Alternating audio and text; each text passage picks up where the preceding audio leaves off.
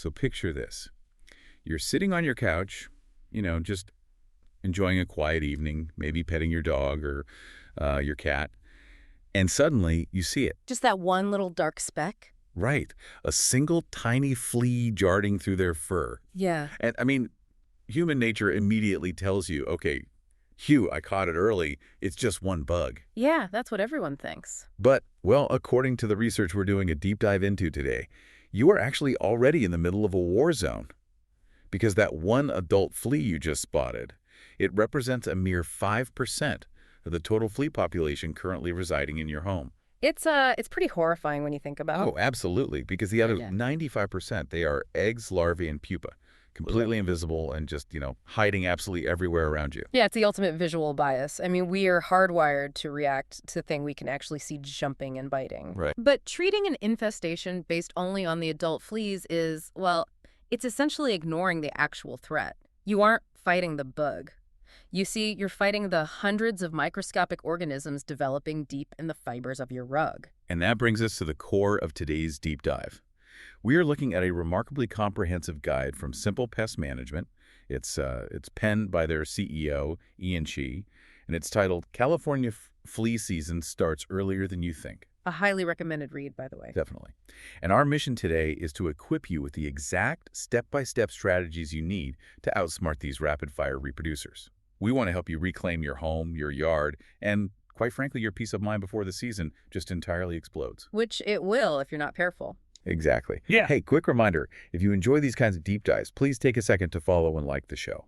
Okay, let's unpack this, because if you are trying to solve a flea problem by only focusing on the live bugs on your pet, it is, well, it's like walking into your kitchen, seeing the sink actively overflowing onto the floor, and deciding your best strategy is to just wipe down the countertops. That is, honestly, that overflowing sink is the perfect way to look at it. You're just dealing with the most visible symptom, right? You are entirely ignoring the faucet pouring water into the room. You are. You're expending all this energy on the 5% while the ocean is still just pouring in through the 95%. Yeah. And to really understand why that 95% statistic is so incredibly dangerous for you, we have to look at the environment that is leaving that faucet running. Which means talking about the weather. Specifically, California's unique climate, because that is the engine driving this entire biological machine. Right, because, I mean, if you live in the Midwest or the Northeast, winter essentially does your pest control for you, doesn't it? Like a deep, hard freeze is a natural reset button. Oh, it's a massive biological reset. Prolonged freezing temperatures just physically destroy the outdoor life stages of most insects. But California operates in a Mediterranean climate. Exactly. We have these wonderfully mild temperatures that humans love, but biologically, they are absolutely flawless for fleas. Like a resort for bugs. Pretty much. The absolute flea sweet spot is between 65 and 80 degrees Fahrenheit combined with moderate humidity. Which, if you look at a thermometer, is basically the weather in California for, 8 to 10 months out of the year? In some regions, yeah, easily. Technically, the agricultural peak flea season is listed as March through October, but the guide points out that in warmer regions, places like San Diego and Riverside counties, that season really kicks off in February. Wow, that early. Yeah, and even in slightly cooler areas like Sacramento or Placer counties, the outdoor activity might slow down slightly in December or January, but it rarely stops entirely. So it's basically a year-round threat. It is. What's fascinating here is the sheer biological efficiency of the flea when it is given this ideal environment. Let's break down the timeline. Please do. So the life cycle has 4 distinct stages. You've got the egg, the larva, the pupa, and the adult. Now, a single female adult flea can lay up to 50 eggs in a single day. Wait, 50 eggs a day? Every single day. Wow. So what does this all mean? Like, if you have just a handful of these pests on your pet, they aren't just bugs hanging out. I mean, a flea is basically a biological 3D printer constantly manufacturing more pests directly inside your living room. And here's the kicker. Those eggs do not stick to the pet. Really? No, this is a crucial mechanical detail most people miss. Flea eggs are smooth and dry. They act like tiny grains of salt. Right. So as your dog walks around the house, scratches, or jumps on the sofa, those 50 eggs a day are just falling off them like salt from a shaker. They land deep in your carpets, your floorboards, and your furniture. Just scattering everywhere. Everywhere. And under those optimal California conditions, That 65 to 80-degree sweet spot, those eggs hatch, transition through the larval and pupal stages, and become reproducing adults in as little as 2 to 3 weeks. Well, fast. Yeah, so a few hitchhikers brought in from the yard can turn into a full-blown, multi-generational infestation in less than a month. Okay, so if my dog gets fleas, my immediate common sense instinct is to just throw them in the bathtub, right? Get some warm water and a heavy squirt of dish soap. The classic home remedy. Yeah, I've done it and I've seen it work. The water turns brownish red, there are dead fleas floating everywhere, and the dog stops scratching. Problem solved, right? Well, I mean, it is incredibly satisfying to watch, I'll give you that. But it is a massive strategic trap. Let's look at the physics of what you just did. The dish soap lowers the surface tension of the water, which essentially prevents the adult fleas from floating, so they drown. Right. Yeah. You successfully killed the adults currently on the dog. But remember our math, you just eliminated the 5%. Oh. Yeah. As soon as you dry that dog off and he walks back into the living room, the 95%, the thousands of larvae and pupae developing in the carpet are just waiting. The moment a new adult hatches, it jumps right back onto the dog. So it does nothing for the actual infestation. Exactly. Bathing is a temporary mechanical removal. It offers zero residual protection. Here's where it gets really interesting, though. So the dish soap bath is basically a completely false sense of security. Completely. Because these bugs are reproducing at an industrial scale, we obviously have to poison the well, so to speak. We have to cut off their food supply. Yes. Which unfortunately means treating our family pets as the first line of defense. And the guide makes it very clear that this requires year-round veterinary prevention, not just seasonal awareness or home remedies. Because of that California climate. Right. Because the environment allows them to survive year-round, your preventative measures have to match that timeline. You have highly engineered options today. Topical treatments applied between the shoulder blades, long-lasting collars, injectables, and oral medications that provide systemic protection. Let's pause on systemic protection for a second, actually, because that term gets thrown around a lot. Does that mean the flea dies the second it lands on the dog's fur? Not with oral medications, no. And that's a huge point of confusion for pet owners. Systemic means the medication is circulating in the pet's bloodstream. Okay. It is harmless to the dog or cat, but highly toxic to the insect. However, for the medication to work, the flea actually has to bite the pet and ingest the blood. So you might still see them alive for a bit. Exactly. You might still see a live flea crawling on your treated dog, which obviously causes a lot of panic. But once that flea bites, it ingests the toxin and dies before it has the physical capability to lay those 50 eggs. You are breaking the reproductive cycle. But the absolute cornerstone the guide keeps hammering on is consistency. Missing even a single month of whatever treatment you choose creates this massive vulnerability. It really does. It's like lowering the drawbridge to your castle right when the invading army is waiting outside. One missed dose gives that biological 3D printer the fuel it needs to start printing again. And alongside prevention, you have to run active surveillance. You need to be grooming your pets regularly with a fine-toothed flea comb. Just a regular brush won't do it? No, you cannot just casually brush their back. You have to target the warm microclimates on the animal's body. Fleas seek out heat and physical protection.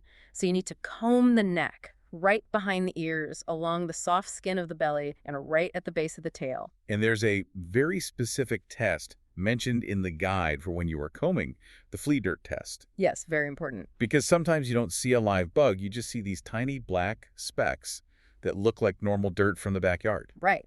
If you find those specks, take them off the comb, put them on a white paper towel, and add a drop of water. And what happens? Well, if it's regular yard dirt, it just gets muddy. But if those specks suddenly dissolve and turn a rusty reddish-brown color, you have just identified flea dirt. Oh, wow. Yeah, which is a polite clinical way of saying it is the dried, digested blood of your pet. Yikes. It is an absolute, undeniable sign of an active, feeding flea population. Okay, so let's play out a scenario. You do the wet paper towel test on your golden retriever, and it turns rusty red. You treat the retriever immediately, but you also have, say, a senior indoor cat that sleeps in the sunroom all day. Okay. The guide establishes an absolute non-negotiable rule here. You have to treat all pets in the household simultaneously. I can hear people asking, well, why spend the money treating the cat if it literally never steps foot outside? If we connect this to the bigger picture, we have to look at what I like to call the Uber effect. The Uber effect. Yeah. Your indoor-only cat might never leave the living room, but you do. You go out to the yard, you walk through the neighborhood, you take out the trash. Oh, I see where this is going. Fleas are highly attuned to vibrations and carbon dioxide. As you walk by an infested area, they jump. They hitch a ride on your shoes, your socks, or your pant legs. You become the Uber driver for these fleas, bringing them right through the front door. That is deeply unsettling. And once inside, they will immediately seek out the nearest unprotected food source.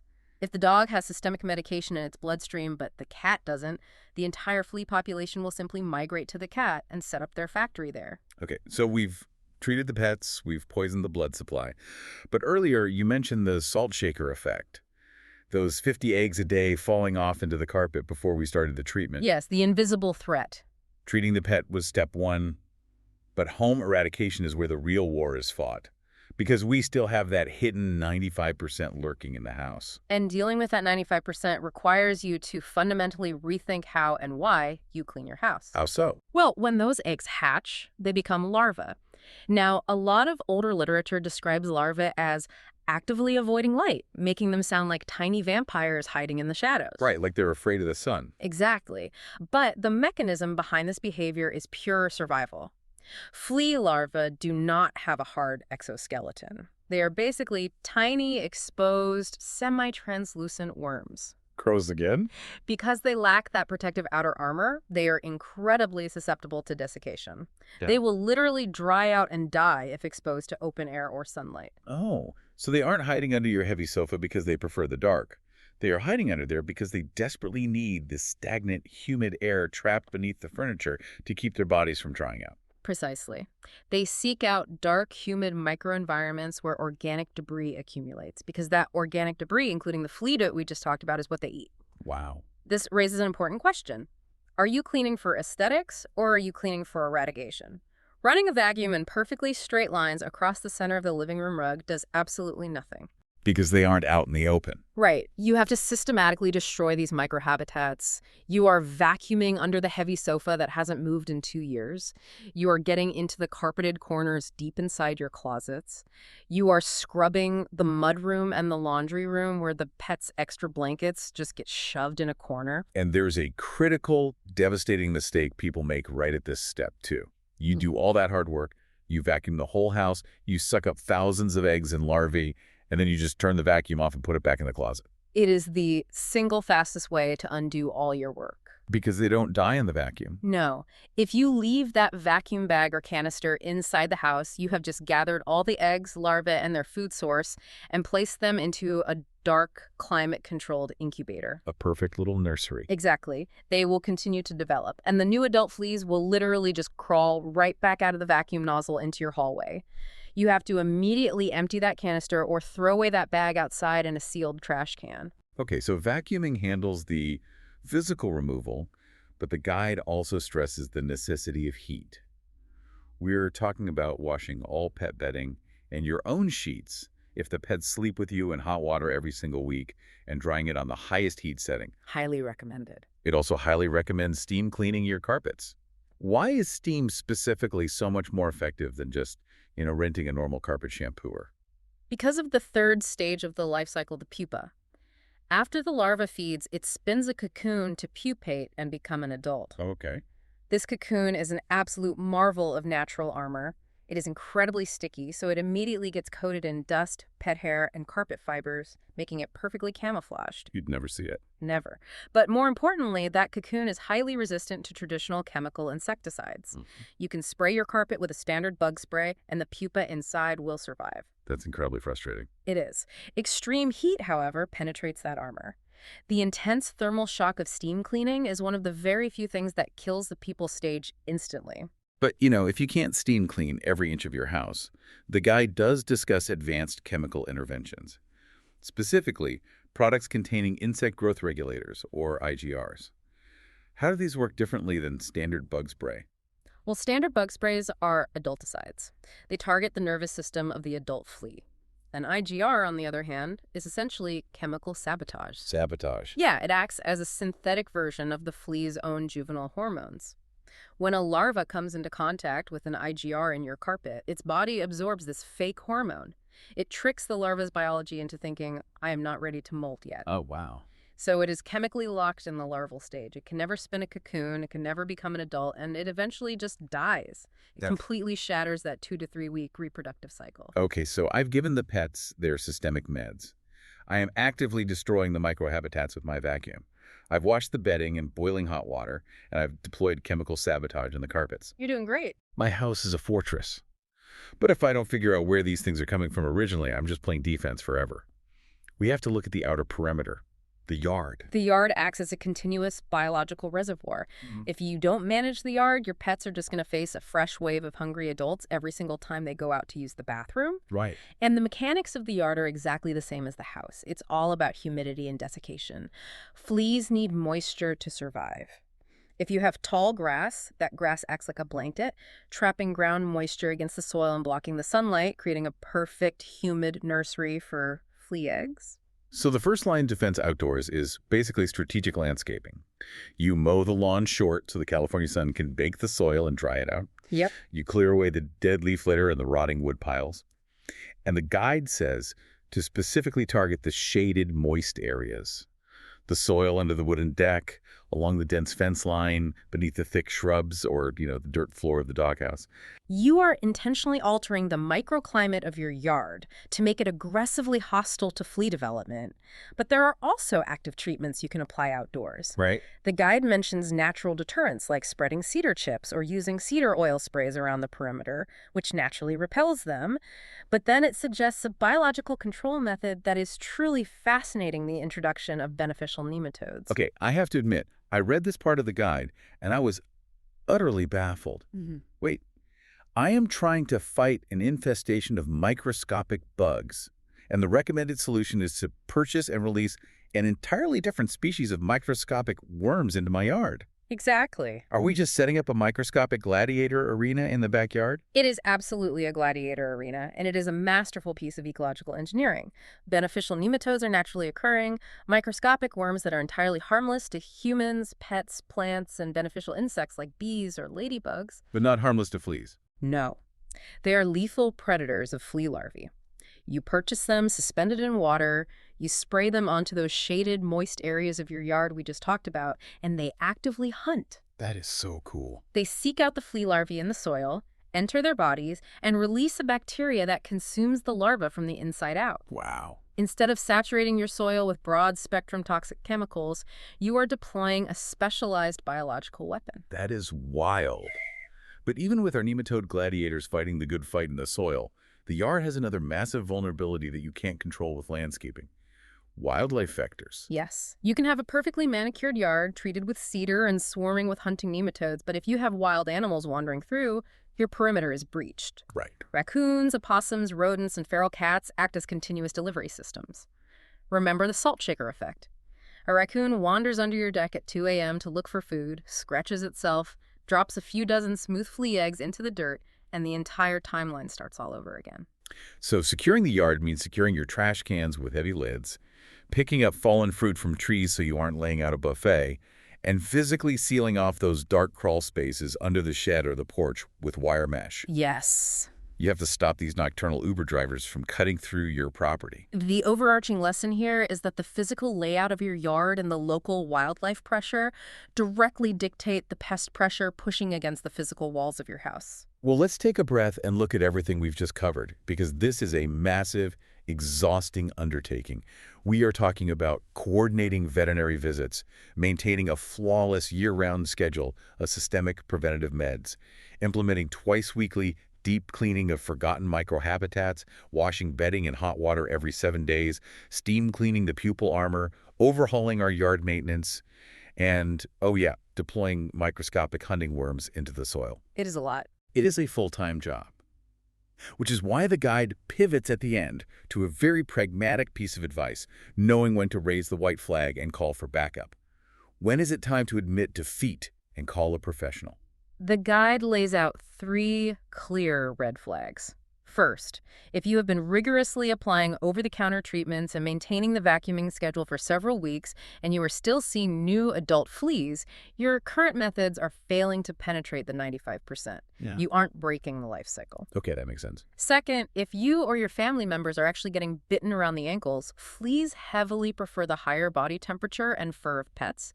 If they are actively biting humans, it means the population in the carpet has exploded far beyond what the pets can physically sustain. Oof.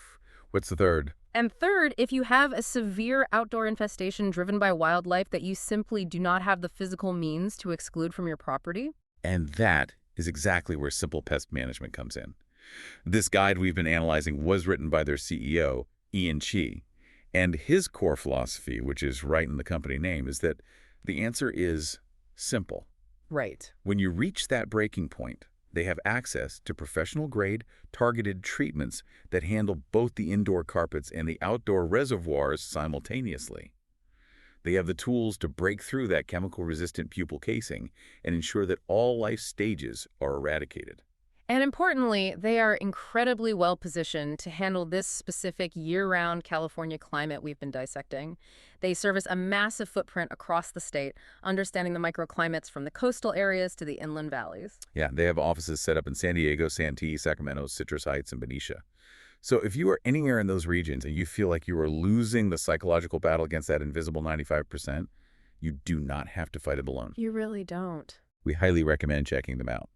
You can follow Simple Pest Management on social media for more structural and yard tips, and you can visit their website directly at www.simplepest.com to schedule an inspection or just to learn more about protecting your perimeter. A great resource to have. Definitely. And while you are at it, if you enjoyed this deep dive, please take a second to follow and like our show so we can keep bringing you these breakdowns. It really all comes down to respecting the complex biology of what you are up against. And, when you sit back and think about the mechanisms we've discussed today, it leaves you with a fairly unsettling thought. Uh-oh. If fleas have evolved the capability to lay 50 eggs a day and have developed a sticky, chemical-resistant cocoon to wait invisibly in the dark shadows of our carpets just to survive, it makes you wonder, what other common household insects have developed entirely invisible, armored life stages right under our feet, just waiting for the perfect temperature to strike?